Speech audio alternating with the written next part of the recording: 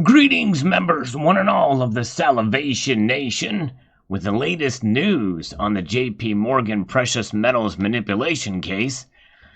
Precious metals spoofing pits man against machine. Let's explore!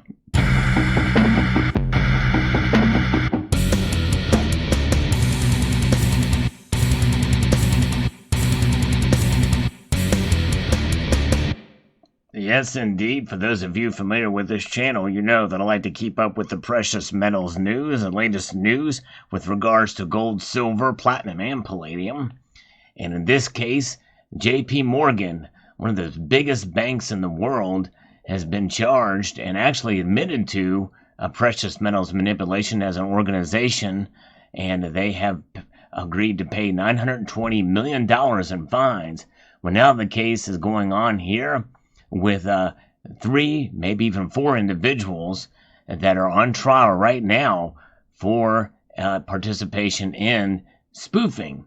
And the latest here comes to us from the Straits Times business section here. J.P. Morgan trader spoofed so fast that colleagues joke he's double jointed. Yes, indeed. He was quick on the draw, quick with the clicks. Yes, indeed. All right, so Manchester's where the story takes place, originally from Bloomberg. Greg Smith clicked his computer mouse so rapidly to place and cancel bogus gold and silver orders for Bear Stearns and later J.P. Morgan and Chase that his colleagues would joke that he needed to put ice on his fingers to cool them down afterwards, or that he must be double jointed. That was how his former protege, Christian Truntz, described for jurors how he watched Smith use so-called spoof trades, large orders intended to manipulate prices that were quickly canceled. Truntz, 37, said he learned how to spoof from Smith and others after joining Bear Stearns out of college in 2007, shortly before the bank was acquired by J.P. Morgan. To place and cancel orders fast required a rapid succession of clicking on a mouse, said Smith. The desktop trader was particularly good at it, Truntz told a federal jury in Chicago on July 19th.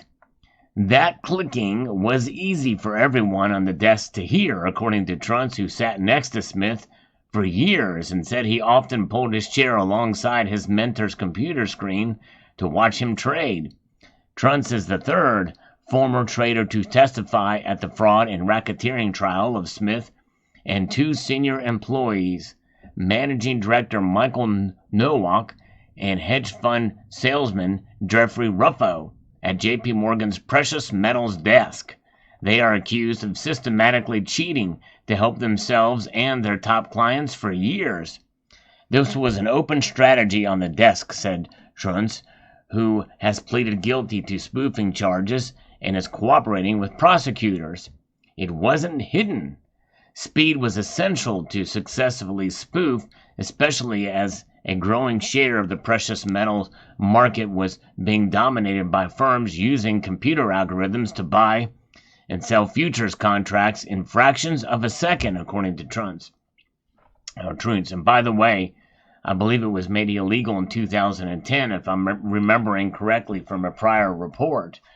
So apparently it was happening before and happening after, even after the law went into effect. We fully believe that this was a battle between the bank and so-called algorithms, and we know how algorithms are. In fact, if you like to feed the algorithm for YouTube, I hope you will press the thumbs up on this video. If you enjoy news and hearing opinion and news on precious metals and covering different stories with regards to gold, silver, platinum, and palladium, and even other metals. And I hope you will consider subscribing if you haven't done so already and commenting on this video as well. But nonetheless, this is the algorithm, the fight against the algorithm. So I know how that is here. This was the first time when machines were interacting with humans on a trading platform. It was man versus machine. So there you go. So he was essentially fighting against the algorithm and this spoofing whose goal was to trick the rival computers into buying or selling to benefit JP Morgan's position. Keywords here being buying or selling, by using a large number or volume of bogus orders to create the false market impression. So in other words, it was about profit. It was about selfish gains for the bank and individuals themselves.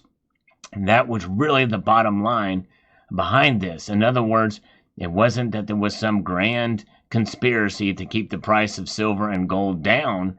Suppression is nowhere found in any of these stories that I've done on this thing. So just understand that. Now, that being said, and because I want to make the distinction here between precious metals manipulation and price suppression, I believe that there could be price suppression. I've just not seen irrefutable evidence of it. And by the way, I think this case, being as high profile as it is, may lend for an investigation to see if there is price suppression going on. Of course, if there is, JP Morgan would have to be involved because of the influence that they have with the precious metals, and especially with the SLV and the number of derivatives that are there. But nonetheless, the goal of spoofing was to trick these rival computers into these things, this large volume of bogus orders that creates this false market impression, which is definitely not good. However, we can benefit from it on the downside, or on the upside if we're selling, the prices go up. And obviously, on the converse, if you need to sell or are forced to sell when the prices are low, it is definitely not good for you, and it's not good if you're buying and the prices go up. Those trades were deceptive, Truntz said, of the thousands of spoof orders that Desk placed over the years. They were used to bring out a reaction from those algorithms to get what we needed done. Truntz, whose father worked at JP Morgan for decades and was a senior executive, was trading precious metals for the bank in New York, Singapore, and London from 2007 to 2019, when he pleaded guilty. He said he idolized Smith, Nowak, and Ruffo and sought to learn as much as he could from them so he could emulate their success.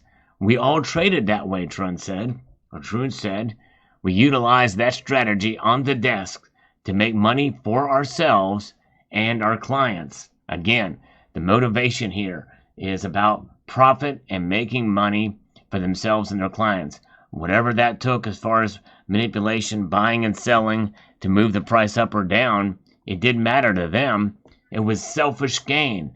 There was no greater goal here.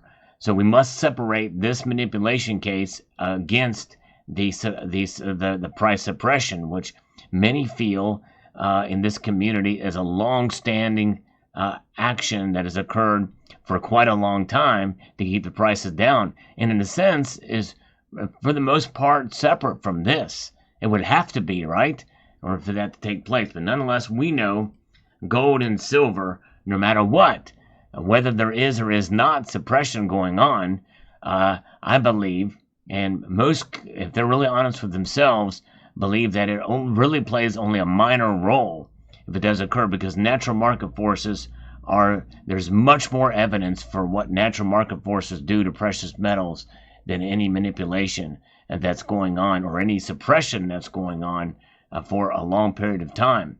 We know that all commodities have some manipulation activity that does occur, and how that's defined, especially in light of this case and what's been in the crackdown that's occurred here, is a separate matter, and should be analyzed and prosecuted. But nonetheless, natural market forces, things like these rate hikes, the psychology of the markets, the dollar index, bond yields, those play a huge role, much greater role in my view. And this is one of the reasons why we should not have this false sense of hope that once manipulation or suppression ends, that gold and silver is just going to skyrocket to the moon. But nonetheless, we know, those of us who hold these metals, it matters not, because they will protect us from economic instability in the long course of time. Right now, that's very difficult to see considering what's happening with gold and silver, with high inflation, with recession fears, and other things going on. But we know we hold it and we buy it smart and we hold it smart. We will be okay in the long run. And we don't rely on it immediately in times of economic stress for ourselves personally. In other words, it's the backup to the backup plan. That's how you should look at it. Think of it as a last resort, as an insurance and savings vehicle.